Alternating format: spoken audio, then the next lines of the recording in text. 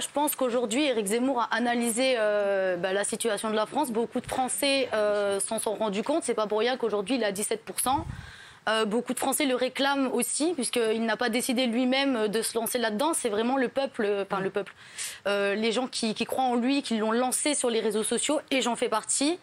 Maintenant, l'interdire de s'exprimer sur les plateaux télé, je ne pense pas. Modéré, on parle de modéré, on ne parle pas de censure. Oui, modéré, de censure partielle en tout cas. On s'entend, après ça dépend de la définition de chacun. Il y en a qui veulent complètement le censurer, voire peut-être pire, l'envoyer au goulag peut-être, on ne sait pas forcément. Donc, j'ai pas entendu ça. Non, peut-être pas ici. Pas encore. Mais pas encore. Oui, ça va pas tarder, c'est ça. D'accord, on va voir. Du coup...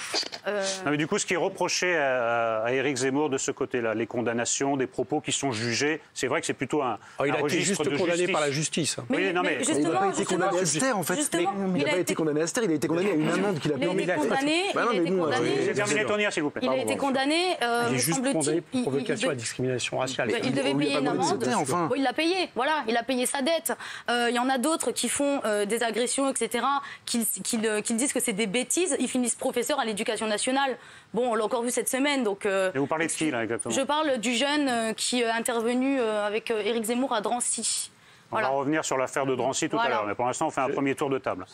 Laurence, vous vouliez intervenir. Oui, vous répondez non. Pourquoi? Voilà, je réponds non parce que, en fait, moi, je ne soutiens pas Éric Zemmour. Vous le savez, je me bats contre ses idées au quotidien. Donc, je pense que jamais j'aurais pensé que des politiques, que les journalistes le fassent à la rigueur, se permettent de jouer les censeurs des adversaires. Parce qu'il faut quand même avoir un sacré vide idéologique et être vraiment, excusez-moi, au fond du trou pour en arriver à vouloir faire taire les autres.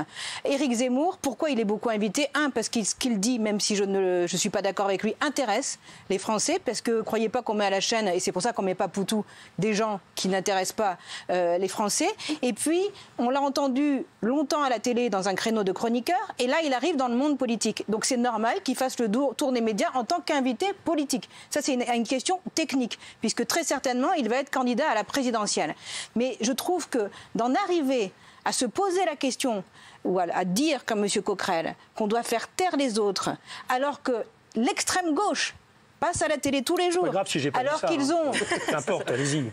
Mais même d'oser, c'est pareil que se faire taire. Que vous ayez un avis sur le nombre de temps de parole de vos adversaires politiques, c'est que vous n'avez rien à lui répondre. En fait, vous faites le constat de votre échec politique depuis des années. Et comme vous n'avez rien à dire, vous préférez que les autres se taisent.